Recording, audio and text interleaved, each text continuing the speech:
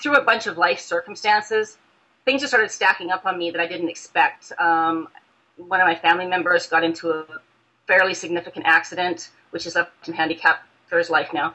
And that was a big thing to have to deal with. And around the same time, my boyfriend was overseas and trying to get into the country, and that was a whole big thing, and that was pretty depressing because the government was really standing in our way for a very significant amount of time, years. Yeah. I wound up changing careers and wound up in a job that I really just loathed. I absolutely loathed it, and didn't see a way to get out of it at the time. So all of these things just made me feel like my life was kind of out of my own control, and nothing was going right, and I started to suffer this kind of this depression, you know, where you wake up in the morning and you just don't really feel there's any reason to get up.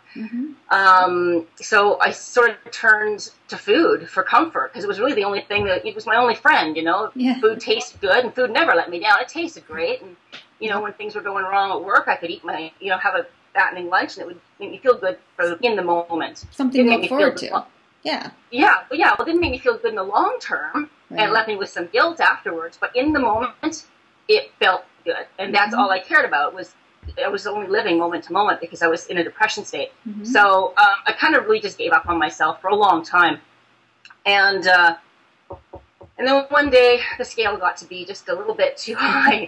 I've been stepping on the scale for the longest time, but I went to a friend's place and thought, oh, I'll step on here and see what I weigh, and I just about croaked because I gained about 40 pounds, and that really surprised me, and it was sort of one of those things where it's like, okay, something's got to change here. I got to start loving myself again, and I got to start taking better care of myself again. I got to get back to running. And by the way, I don't want to just get back to running. I need to get back to really getting in proper shape. I knew in the back of my head that required some strength training, but I didn't really know what I was doing because when I had been a gym member, I really wasn't given any proper instruction. I just went and used the machines and, you know, flailed around a little bit with light weights. I didn't really know what I was doing.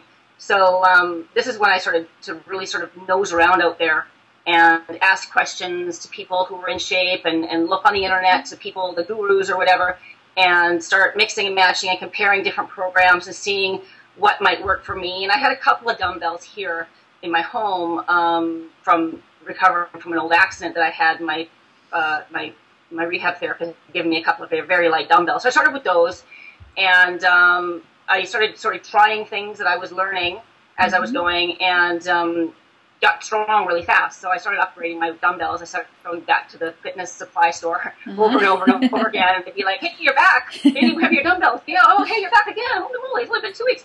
So, you know, I started getting sort of smart about the things I could do at home that I didn't have to go and step back into that horrible environment that had scared me off so badly years ago, and things I could do in my little tiny apartment. And my workout space here is 6 feet by 6 feet. It's small. I live in a big high-rise in the middle of the city. I don't have much space. But the things that I was sort of discovering and learning, I would try them, and if they didn't work, I'd discard them.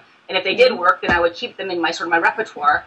And sort of, you know, a few weeks into this sort of new discovery for me, I decided to choose a goal. Everybody should choose a real goal that they can really work towards. And even though I was, you know, in my 40s at the time, and I had a small bit of doubt in the back of my head that this might not happen, I chose a goal that was really lofty, and I decided to believe that I could do it.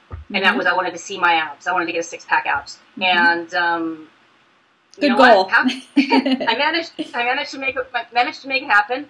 And it took me a little bit of time, not a lot, but I didn't spend 1 single second in a gym in order to make it happen.